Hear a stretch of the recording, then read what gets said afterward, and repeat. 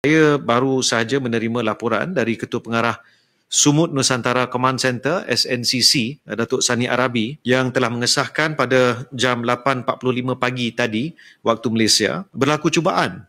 Kapal yang diyakini milik pihak rejim Zionis Israel telah menghampiri flotila. Pada waktu ini masih berada di perairan antarabangsa, tapi kawasan yang dikenali sebagai zon kuning. Mereka bot-bot dalam Global Sumut Flotilla dijangka memasuki zon merah dalam tempoh mungkin beberapa jam dari sekarang. Keberadaan kapal yang diyakini milik pihak rejim Zionis Israel ini membimbangkan, dan pada masa yang sama mereka mendapati aktiviti drone dalam jumlah lebih kurang 10 unit dikesan sepanjang tempoh ini. Namun belum berlaku sebarang tindakan fizikal, pintasan fizikal ataupun physical intercept, dan seluruh delegasi berada dalam keadaan berjaga-jaga, termasuk persediaan sekiranya bot-bot mereka dipintas dan terputus hubungan. Jadi beberapa perkara telah dimaklumkan kepada saya. Maklumat yang terkini, flotila dijangka memasuki zon merah R3, iaitu kira-kira 100 batu nautika dari Gaza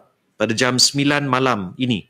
9 malam waktu Malaysia. Secara langsung dari CCTV yang telah dilengkapkan di atas kapal-kapal telah mula dipancarkan untuk tontonan dunia, dan sekiranya berlaku sebarang insiden, kita doakan misi Global Sumut Flotilla ini berjaya dan para peserta sentiasa selamat, dan kita perlu terus bantu untuk bina naratif bagi menyokong perdamaian di Gaza dan juga usaha GSF ini mencapai kejayaan.